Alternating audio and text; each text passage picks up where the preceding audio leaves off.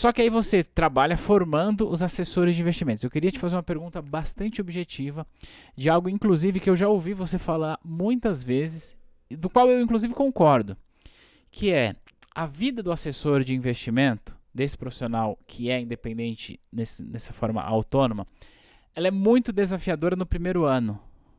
Eu queria que você explicasse pra gente por que, que ela é desafiadora, como é que funciona esses primeiros desafios, ou seja, quais são as primeiras barreiras que um assessor de sucesso, ou seja, a asa lá atrás, precisa romper no primeiro ano de negócio dele.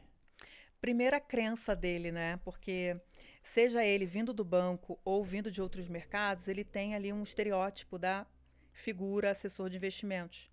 Seja pela experiência que ele teve com o investimento propriamente dito, ou porque alguém comentou sobre a carreira para ele, e nunca é acerca da experiência que ele tem. Então, isso faz com que ele venha com uma determinada crença, e a partir dessa crença, ele começa a implementar determinadas atitudes que, na maioria das vezes, não dá certo. E aí eu explico por quê. O profissional que vem de bancos, aí fazendo aqui o hiato, né? O profissional que vem de banco, ele vem muito ali acreditando que vai ser mais do mesmo, Ah, né? Ele vai continuar fazendo as mesmas coisas que ele fazia no banco eventualmente, traz a carteira dele, né? Ele acredita nisso e ele vai continuar imprimindo a mesma velocidade que ele teria dentro do banco, só que de uma vida mais tranquila, leve, afinal de contas ele deixa de ter um produto para vender, né, uma meta para bater, um seguro para vender, um consórcio e tudo mais.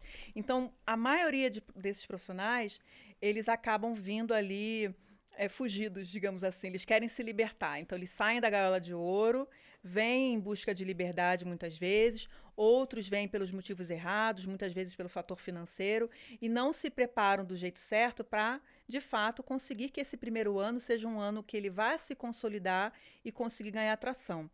Já o outro profissional que não vem de mercado, ele não tem a menor noção do que é esse mercado.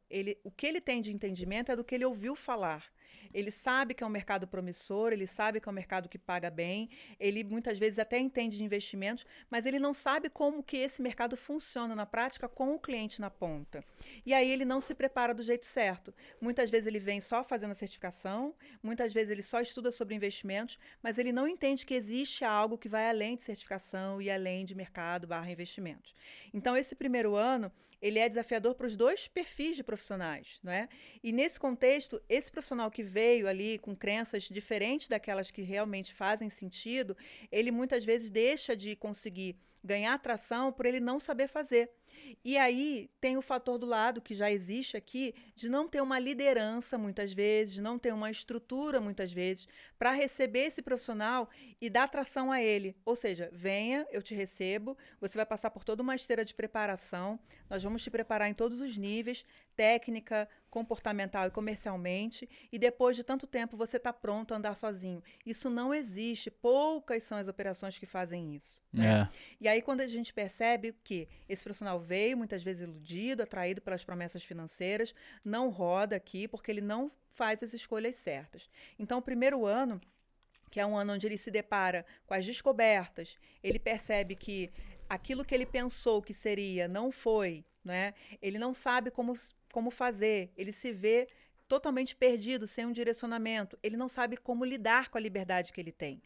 Ora, ele veio atrás da liberdade, mas agora a liberdade virou a pior inimiga dele, porque ele não sabe como gerir o seu tempo, ele não sabe o que ele deve priorizar, ele não sabe como deve se planejar, aonde ele deve buscar. O bancário que trouxe a carteira, achando que o cliente principal viria, não Não vem. vem. E aí são várias questões que vão se deparando ali, são vários desafios que vão aparecendo para ele, que vai fazer com que esse profissional muitas vezes se frustre e, no limite, vá embora. Se a gente falar de dados aqui, a gente tem numa estatística macro, cerca de 30% dos profissionais que desistem da profissão, e quando a gente vê operações mais robustas, a gente vê um número de 70%, 67% para ser mais exata, de profissionais que não avançam nos seus primeiros 8 meses.